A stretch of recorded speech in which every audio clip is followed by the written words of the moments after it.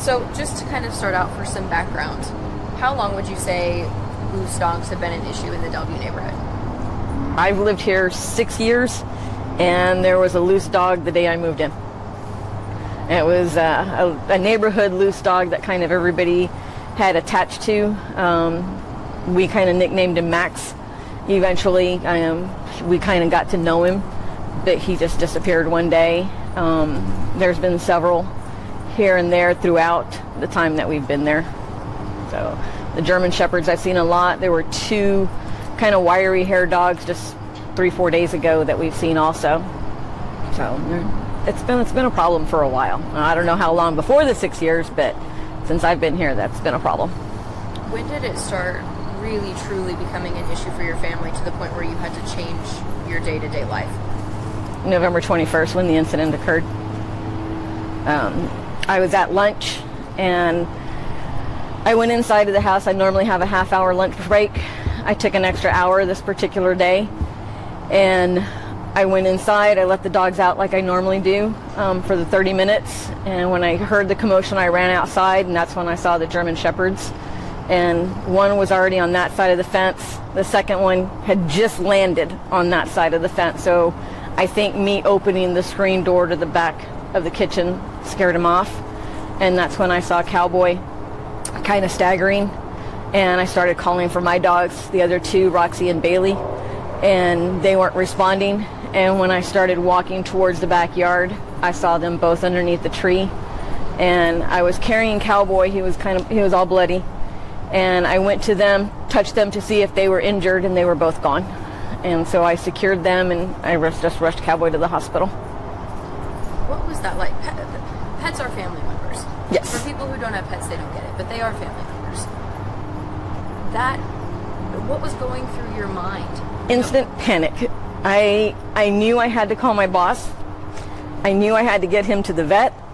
I knew I had to secure the other 2 dogs so that nothing would happen to them while I was gone.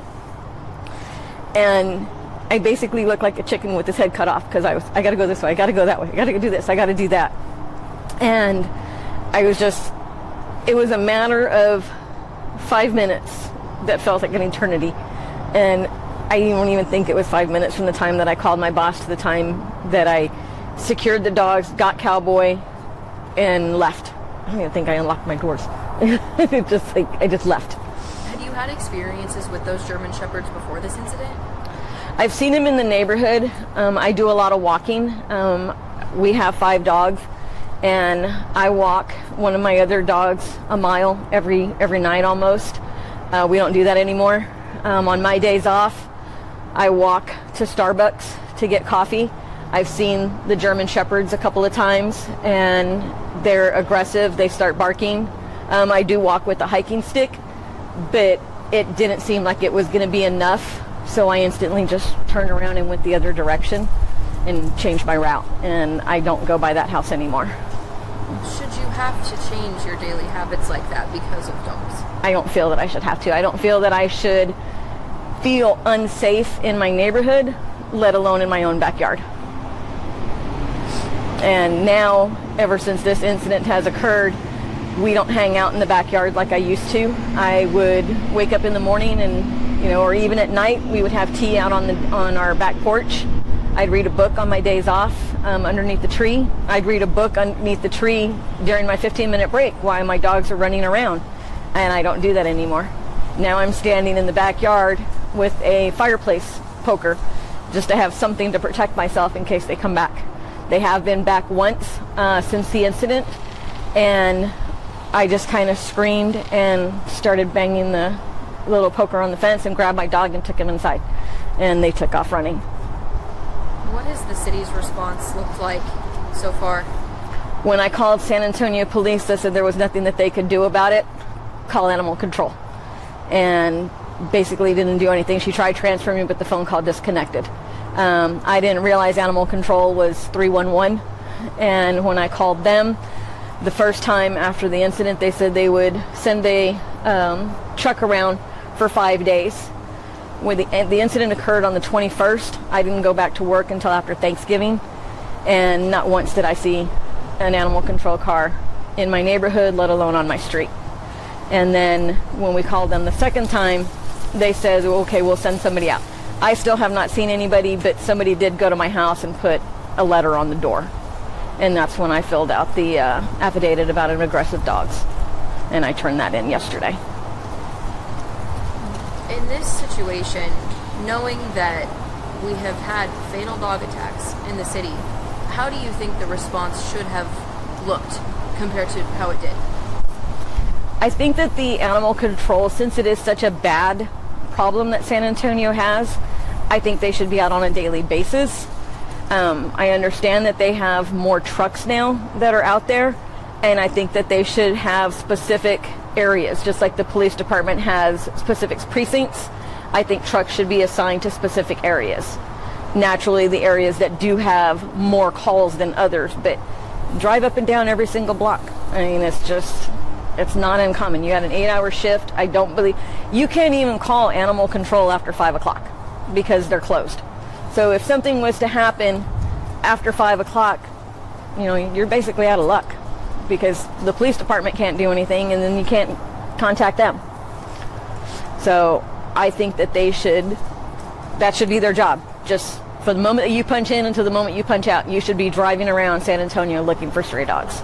I remember when I was a kid, there was dog catcher trucks, and that's all they did. So I think taxpayer money is being wasted on other objects, other things in the city that really don't have as high a priority. And I think that nothing's going to be done until a child is injured or a person is injured before somebody's going to take notice. Because in a lot of people's opinion, it's just like, it's just a dog. Yeah, it's just a dog to you, but it's my baby. I don't have kids. This was my baby. So, and to me, I've already been told, oh my God, you spent $7,000 on this? It's a dog. Would you have spent $7,000 on your son or daughter? You would have. And I don't care if it's $7,000 or $10,000. I'm going to spend what I need to spend to make sure my dog is okay.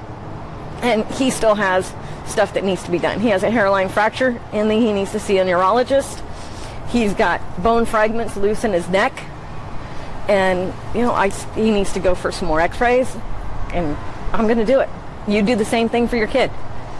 So. In this scenario, what do you think justice looks like? Until the person comes forward and admits, hey, I'm sorry, this was my dog, I don't think anything's going to happen by the city. I don't trust the city's going to do anything. And I am ashamed about the people that are running our city because they're not doing anything. Just in the last few weeks, I don't think it's been implemented yet, but the city of San Antonio wants to raise the fines if someone's dog bites another dog or person more than once. Even I think the first offense, the fine structure is going up. Mm-hmm. Do you think that will prevent or help punish people who are letting their dogs get loose and bite? I think that some people will correct the situation, but I think on other people they're going to say, oh well, this has become a problem, and they're just going to let the dog go. I think more people in this city abandon the dogs than protect the situation or correct the situation. And I see it all. There's dogs everywhere, and people don't fix their dogs. We've offered to fix neighborhood cats for our neighbors, and there's a specific person that lives down the street from us, and they don't. We have fixed stray cats, we've fixed stray dogs. The dogs that I have are stray dogs. We picked up Roxy, we found her on Vance Jackson. I took her home, she was chipped, but the chip was in Austin, and the owners had blocked their information, so we couldn't contact them. Freddie was found on Vance Jackson. No, take that back. Freddie was found on Denise and something. I don't know. We're close to Vance Jackson. And I picked him up, posted him on the neighborhood watch page, found out that his owner has already dumped him twice. And so I didn't take him back. I kept him. Bailey was a turnover also. I mean, all my dogs are rescues. And if we see it on there, I carry dog food in my car. And we have rescued upwards of 10 dogs and cats and got them rehomed.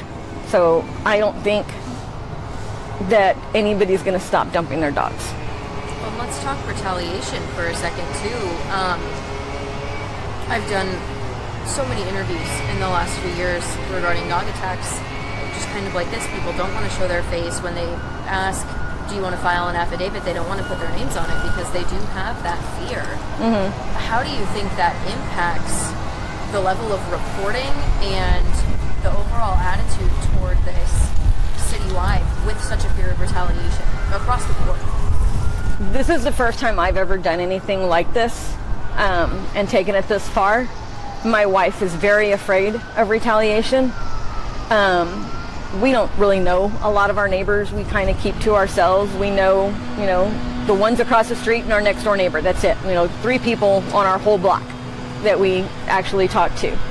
But it's obvious if we were to put our face out there who we are.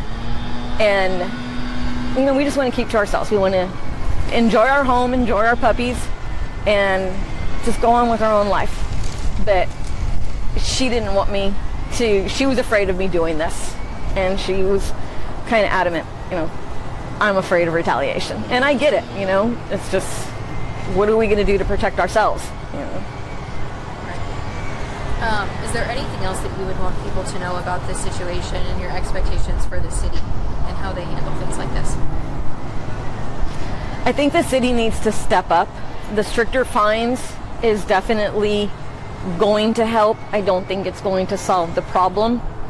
I know that there is a limit of how many dogs that you can have, and that is a good thing. I think that maybe even lessening the limit is probably even better. And, I had 5 dogs, and I'm right at the limit. But I think lessening it would probably be a good thing. Requiring dogs and cats to be fixed. They need to do something about selling dogs. There's a location on Bandera in Heebner that sells dogs. And the guy I saw him today, standing out there with the sign, puppies for sale. Those should not be allowed. And I think that the city needs to step up and do their part. I mean, I don't see the mayor out here doing anything. I don't see city council out here, doing anything. And I think the owners need to step up and take responsibility for what their dogs are doing. It's not the dog's fault. They got out, they're hungry, they need to be fed. You're not taking care of your dogs as an owner.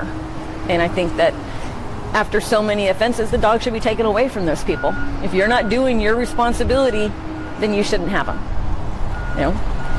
They take away kids when a parent doesn't take care of their child, child services comes in. Where's animal services in this situation?